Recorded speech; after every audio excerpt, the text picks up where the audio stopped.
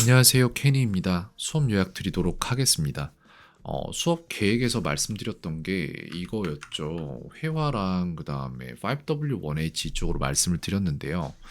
그리고 오늘 상당히 큰 진척을 봤다라고 저는 생각을 하거든요. 그래서 지금 좀 정리를 하면서 말씀을 드릴 건데요.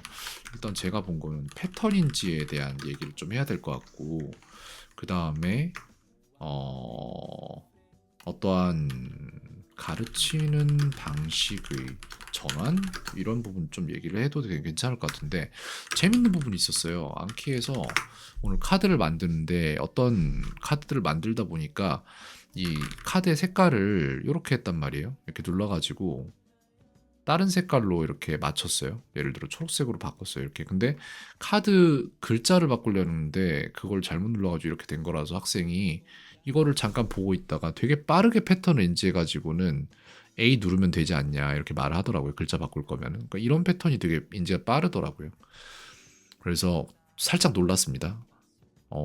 어떠한 패턴을 인지하는 거에 있어서 굉장히 빠르구나라는 게 보여서 그렇다면 그 패턴을 이용해서 가르치면 더 낫지 않을까라는 생각이 문득 들어서 오늘 카드를 만드는 지점에서 어떠한 행동을 했냐면 예를 들어 이런 거거든요. 오늘 만들었던 카드들이 지금 여기 나올 텐데 학생이 알아야 될 것 중에 중요한 것들이 있어요. 뭐냐면은 예를 들어 이런 카드를 저희가 보면서 얘기를 하자면 계속 학생한테 얘기를 하지만 이해를 잘 못하던 부분이 모든 질문에는 대답이 사실상 있어요. 그래서 당신은 오늘 그곳에 얼마나 오래 머물렀나요? 라는 질문이 How long did you stay there today? 라고 나오면은 영어에서는 우리나라 말은 이 질문에 대한 대답은 3시간이요. 이렇게 말할 수 있잖아요.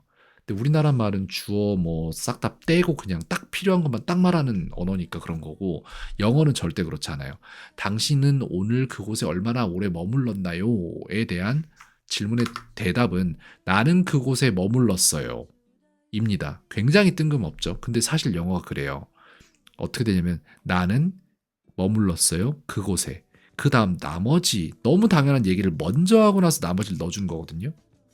그래서 사실상 질문에 있는 것들이 대답에 다 들어가요. 그래서 How long did you stay there today? 면은 you라는 게 I가 되어 들어가고 stay라는 게 stay로 그대로 나와요.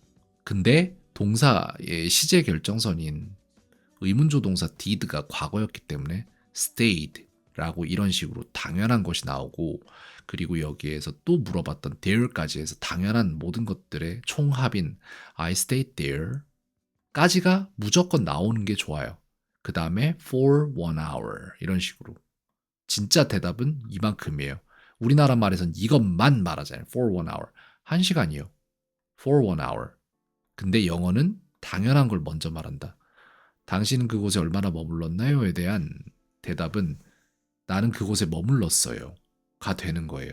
그리고 그 모든 재료는 질문에 들어있다. 이것을 학생이 패턴을 인지하는 방식에 맞춰서 색상으로서 표시를 해서 카드를 편성을 다 했습니다. 이런 식으로요. 그래서 아마 학생이 이것을 인지하는데 좀 더 상당히 쉽게 접근할 수 있을 거라고 생각을 하고 있고 그런 결과들은 제가 숙제를 둘러보면서 보게 될 것 같고요. 그런 것들 다 모니터링 하면서 또 어떻게 하면 아이가 더 잘 배울 수 있을지에 대한 생각 끊임없이 하고 거기에 대해서 공유 드리고 함께 피드백 주고받으면서 나아가려고 합니다. 여기까지 말씀드리면 될 것 같고요. 아이는 되게 오늘 수업하면서 어떤 새로운 생각들을 하게 됐을 거예요. 첫 번째로 이거 의외로 쉬울지도? 라는 생각한 거죠. 왜냐? 한국어는 그럼 어떤지 알아? 이래 라고 사진을 보여줬거든요. 사진이 여기 있겠다. 이거예요. 이게 한국어예요.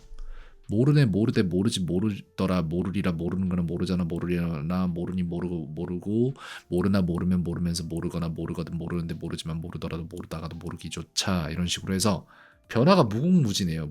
굉장히 무쌍하거든요. 근데 한국 그 영어는 그렇지 않아요. 더하기 빼기 같은 그런 딱 정확한 표준 규격에 따라서 움직이거든요. 한국어랑은 많이 달라요. 훨씬 쉽다라는 인지가 생겼을 것이고 그리고 학생에게 또 말했던 것은 그것도 있죠. 5W1H라는 육하 원칙에 대한 6가지의 표준 규격화된 대답 체계가 존재하는 거고, 그리고 거기에다가 how 플러스 형용사의 형태, 그리고 what 플러스 명사의 형태까지 해서 8개만 알면은 상대방이 하는 대답에다가 딱 맞춰서 그러니까 질문에다가 딱 맞춰서 대답을 해낼 수 있으면은 돌아가는 게 영어이기 때문에 외국인이 학생에게 어떠한 질문을 할지에 대한 걱정이 없는 언어다. 그렇게 얘기를 해줬기 때문에 아마 어느 정도 이해를 했고, 이 지금 현재 우리가 하고 있는 훈련에 동기부여가 됐을 거라고 저는 생각을 합니다. 네, 여기까지 말씀드릴 수 있겠네요. 캔이었습니다. 오늘 하루도 평온하세요.